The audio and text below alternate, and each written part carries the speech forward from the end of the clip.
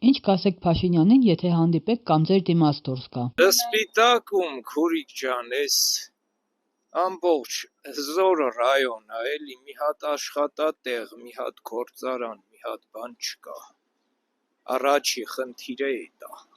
Ապահովված չեն, սոցիալապես շատ ծանր վիճակում են, թոշակառուների վիճակ, ես ինքս թոշակառու եմ, շատ աշխատել եմ, բայց այնքան էլ բարձր թոշակ չենք ստացել, չենք ստանում, շատ վատ է, հիմա էլ նոր օրենքներ են անում, մենք ամբողջ թոշակառուները մոլորված իրավիճակում ենք, մենք չգիտենք, այդ թոշակները, որ ասում են քարտով կդարձնենք, այս կանենք, այն կանենք,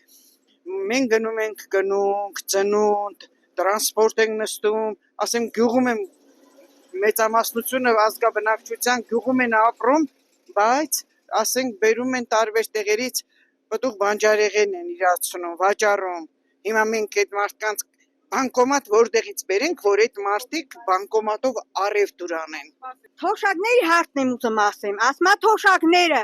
իմ թորը սովորում է Երևանի խուլհամրերի դպրոցում։ Այդ որ թոշակը դարձրել է քարտով, իմ երեխան պետք է քարտը դեմ տա վարորդին, հա? Ինչ ղեկավարից եք խոսում, ինչ մարդկությունից եք խոսում, այստեղ մարդկություն կա, այստեղ ղեկավար կա, բոլա չափամոնտաժ եք, հանկարծ։ Կասեմ թոշակները բարձրացրեք, վերցրեք այդ քարտայի այդ գումարը, որ իրանք պետք է պահեն։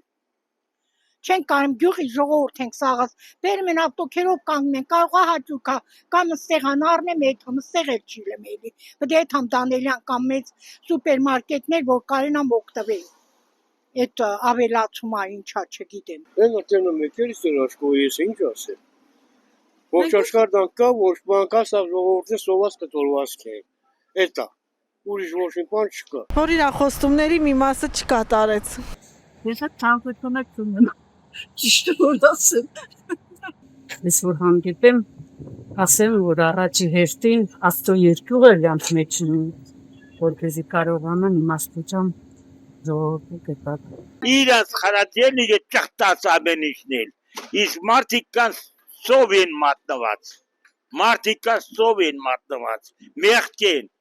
մեղք են, պատերազմի ժամանակ են ճանաչում, որ տանեն Ղարաբաղը ծախին, հողը հմել ստեղ ժողորդը բրատյակային ապրեմ, դա ճիշտ է, անասումնել են թողե, տուննել են թողե, ապրուստել են թողե, եկել են ստեղ տակ սավատ են անում, որ ապրեն, դա ճիշտ է,